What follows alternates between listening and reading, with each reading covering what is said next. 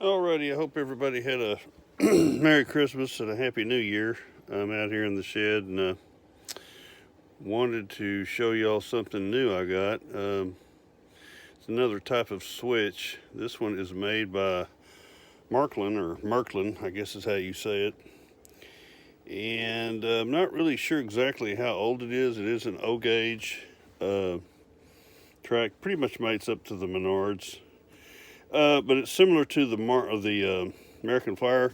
It's just a little bit taller. If you can see the rail there on the right is off the table. But that's pretty easy to cure. Of course, on mine I just cut the foam out and it would fit. Now this one, I don't know what radius this is, but it is sharper than the American Flyers. It looks to be about 0.31 or less. I really don't know, but it's got the switch stand on this side to where it's not in your way on that side if you wanted to mount switches closer together. Anyway, and it's got the same type of moving points, but these are really lock up really well. It's got this pretty heavy duty switch stand on it. There was just a small amount of surface rust toward at the base of the rails here, and I cleaned it up pretty good. Got some more to do, but anyway, I've been out here experimenting around and I just wanted to show how this runs with the line chief there.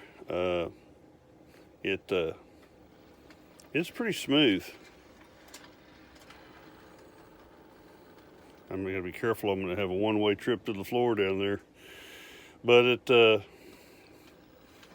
this is probably the smoothest switch yet out of the Marks, American Flyer, and now this Marklin. I think everybody says Marklin, at least we do here in Texas. And I put a screw on each side just to kind of stabilize it because it was kind of poking up in the air a little bit. Anyway, you see it go through the curved part. I mean, it's pretty buttery smooth. I mean, that is a pretty smooth switch. I mean, it hardly bumps or jitters or anything. And it doesn't have the funky little thing down here like the American Flyer does, which I believe that's causing a little bit of a bump on the ones I have. And this center rail here kind of goes off, and there's a little bit of a jump here with the rollers. But so far, hadn't been much of a problem. The straight part, it's a little smoother. There's a little bit more for it to roll over. It doesn't have as much metal on it, which looks a little more scale. And like I said, the rail height matches pretty good. Now I'm gonna put a different locomotive on here. This little Lionel Junction engine, which this little sucker runs really good for what it is. It's just the controller doesn't work as well sometimes to me. Let's see here. And it's pretty smooth.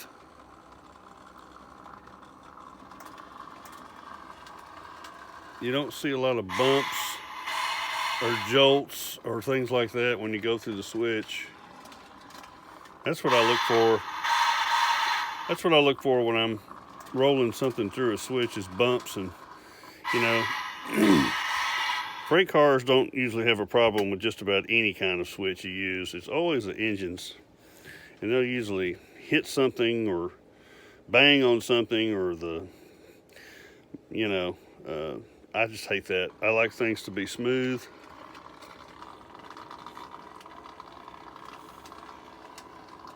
Oops.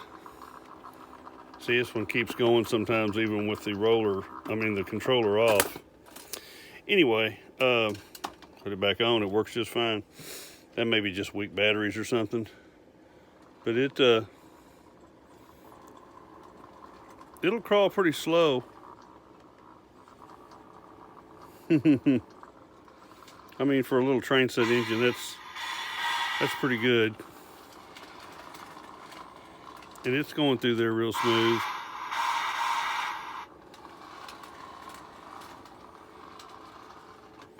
I don't know. That's to me, it's pretty excellent. I mean, and I paid $15 for this one with free shipping. And like I said, you got to clean them up. So if you're interested in these type of switches, if you can find these Marklins, they're pretty good. I wish they had a broader radius, but they don't. So that's just kind of what you got to put up with. Now today I did get an email from a guy in the UK. He carries the Merkur Czechoslovakian switches that I've been trying to find, and he's getting a price together for me to ship it over here to the States. So I don't know, depending on how much it costs for shipping, it may not be cost effective to even mess with it, but if I get one of those, I'll definitely do a review on it. The design is real. It looks, the Merkur switches look a whole lot like this one. I mean, they're real similar to this, but they come in an 072 and I believe an 031 and one more, I can't remember. It's in centimeters, so, but they say the 0900, the 900 one, 900 centimeter one matches right up with a Lionel 072. So that would be awesome to have a switch with this design in 072. You talk about smooth, that would be awesome. Anyway, I like to play around with these things, and I like this one. I mean, I was really kind of thinking, this ain't gonna be, like great. It's very old. I don't know much about Marklin O gauge from way back. It's probably made in the 30s, 40s too.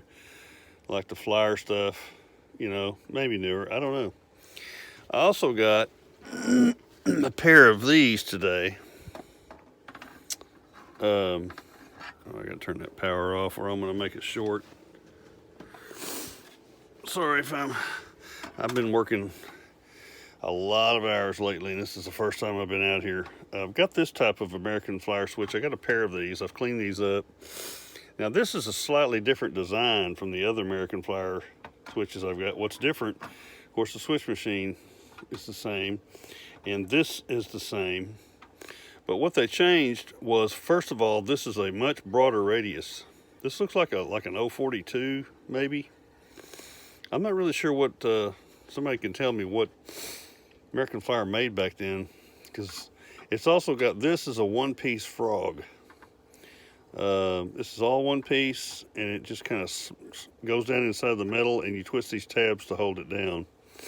Now, this one is pretty smooth, and I ran some trains through it, and I was going to show y'all, but I thought, I'm not really going to mess with it, because I've already seen these. But one thing I did notice, and it wasn't on this one, it was on the other one, but it was right here. There's a pretty good gap between the stock, this rail here on this. I mean, one of the rollers was getting snagged in right there.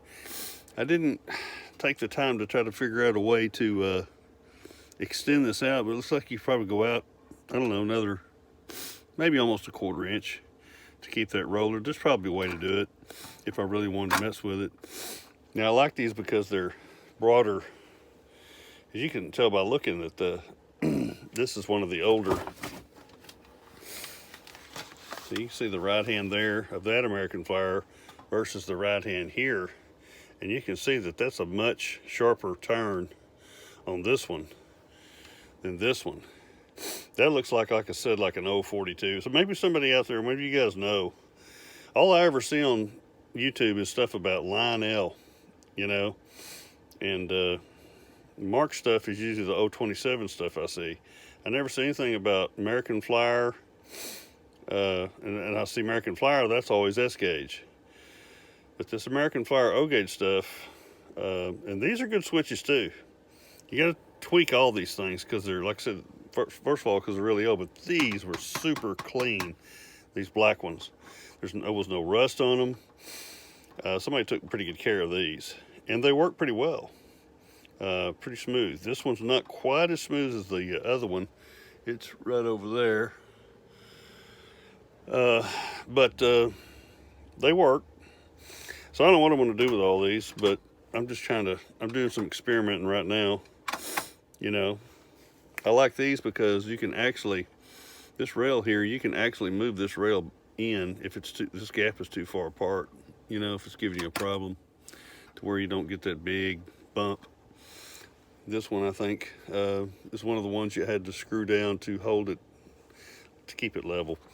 Anyway, and these black ones seem a little beefier than these as far as this plate.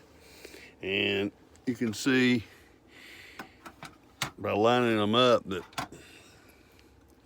it's a different, definitely a different radius. You know, you can see the much gentler on that black one. Anyway, I'm just rambling on. But I just want to show you all these, this Marklin one. It's pretty cool. I like all this kind of stuff.